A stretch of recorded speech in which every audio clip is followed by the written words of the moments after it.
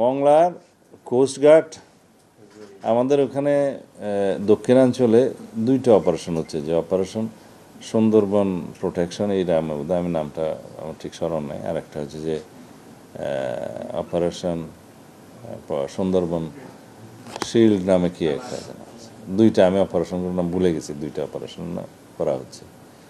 এটার প্রধানতম উদ্দেশ্য হলো যে এই নদী বেষ্টিত এবং উপকূলীয় সমস্ত এলাকাতে যে জলদস্যুদের যে উৎপাত বেড়ে গেছিল সেটা নিয়ন্ত্রণ করার জন্য।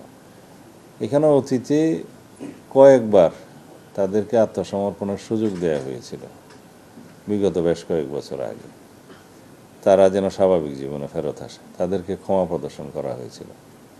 তাদের মধ্যে কেউ কেউ আবার ওই সুন্দরবনে এবং কোস্টাল বেল্টে ওই ডাকাতিতে নেমে গেছে, এটা ছিল আমাদের তথ্য। এবং আমরা জনপ্রতিনিধিদের কাছে বিভিন্ন রকমের কমপ্লেন পেলাম। তা আইনশৃঙ্খলা রক্ষাকারী বাহিনী যারা স্বাভাবিকভাবে নদী নালা বেষ্টিত উপকূলীয় এলাকাতে গাড়ি ঘোড়া নিয়ে যেতে পারে না, তো এইখানে নৌ পুলিশ এবং কোস্টগার্ডটা হচ্ছে আমাদের জন্য উপযুক্ত ফোর্স। এরা যেখানে সহায়তা করার দরকার ক্ষেত্র মতো করে। মংলার এই ঘটনাটা আমাদের কাছে যে তথ্য আছে সেটা হলো কিছু জলদস্যু তারা একটা পন্টন ব্যবহার করে ওই জায়গায়, পন্টন করে তারা রসদপাতি নিয়ে যায়, সেই পন্টনটা সরিয়ে ফেলা হয়, সেই জন্য তাদের মধ্যে একটা অসন্তোষ দেখা হয়েছে। কোস্টগার্ডকে তারা আক্রমণ করে, অফিসে আক্রমণ করে। আমরা সেটার তাৎক্ষণিকভাবে ব্যবস্থা নিয়েছি, তারা আত্মরক্ষার জন্য যা করার করেছে এবং মামলাও হয়েছে। আরেকজনকে নিখোঁজ মিরাজ নামে একজন, ওখানে সবাই তাকে মিরাজ ডাকাত হিসেবেই চিনে, তার বংশের মধ্যেই অনেকে ডাকাত আছে।